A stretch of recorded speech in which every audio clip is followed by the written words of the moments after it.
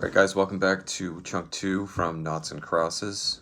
Remember, after you're done listening to this, go back into Schoology and open up the PDF for assignment Naughts and Crosses Prologue, chunk 2, pages 10 to 21. Open that up in Notability, complete the chart at the bottom, and remember to submit that assignment to Schoology. Here we go. What was she afraid of? Maggie sighed. No matter how hard she tried, Sarah insisted on keeping her distance. Maggie turned back to watch the children. Life was so simple for them. Their biggest worry was what they'd get for their birthdays. Their biggest grumble was the time that they had to go to bed. Maybe things would be different for them. Better. Maggie forced herself to believe that things would be better for the children. Otherwise, what was the point of it all? On those rare occasions when she had a moment to herself, she couldn't help but play what-if games. Not the big what-ifs that her husband sometimes liked to indulge in, like, what if a virus wiped out every single cross and not a single knot? Or, what if there was a revolution and all the crosses were overthrown, killed, wiped off the face of the planet? No, Maggie McGregor didn't believe in wasting her time on big global fantasies. Her dreams were more specific, more unattainable than that. Her dreams were all around one subject. What if Callum and Seffi? What if Seffi and Callum? Maggie felt a peculiar burning sensation on the back of her neck. She turned to find Mr. Hadley standing on the patio, watching her with the strangest expression on his face. Is everything all right, Mr. Hadley? No, but I'll survive. Mr. Hadley moved forward to the patio table to stand over Maggie. You were deep in thought over there. Penny for them? Flustered by his presence, Maggie began. I was just thinking about my son and your daughter. Wouldn't it be nice if... Appalled. She bit back the rest of the sentence, but it was too late. What would be nice? Mr. Hadley prompted, silkily.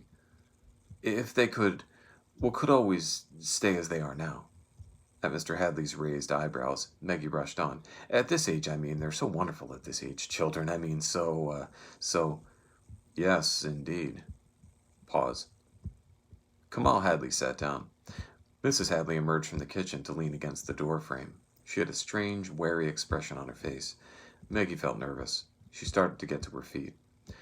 I understand you had a wonderful time yesterday. Mr. Hadley smiled at Maggie. A wonderful time? Yesterday evening, Mr. Hadley prompted. Yes, it was quite quiet, really, Maggie replied, confused. She looked from Mr. to Mrs. Hadley and back again. Mrs. Hadley was watching her intently.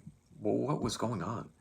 The temperature in the garden had dropped by several degrees, and despite his smiles, Mr. Hadley was obviously furious at something, or someone. Maggie swallowed hard. Had she done something wrong? She didn't think so, but God only knew that being around crosses was like walking on eggshells. So what did you do? Mr. Hadley prompted. Pardon? Last night. Mr. Hadley's smile was very friendly. Too friendly. We stayed at home and watched telly, Maggie said slowly. It's nice to have a relaxing evening at home with your own family, Mr. Hadley agreed. Maggie nodded. What did he expect her to say to that? What was going on? Mr. Hadley stood up, his smile now a thing of the past. He walked over to his wife. They both stood just watching each other as the seconds ticked by. Mrs. Hadley began to straighten up. Without warning, Mr. Hadley slapped his wife full across the face. The force of the blow sent Mrs. Hadley's head snapping backward to strike against the doorframe. Maggie was on her feet in a second, her horrified gasp audible, her hand out in silent protest. Kamal Hadley gave his wife a look of such contempt and loathing that Mrs. Hadley flinched back from it. Without a word passing between them, Mr. Hadley went back into the house. Maggie was at Mrs. Hadley's side in an instant. Are you okay? Maggie's hand went out to examine the side of Mrs. Hadley's face. Mrs. Hadley knocked her hand away. With a puzzled frown, Maggie tried again. The same thing happened. Leave me alone, Mrs. Hadley hissed at her. When I needed your help, you didn't give it. What?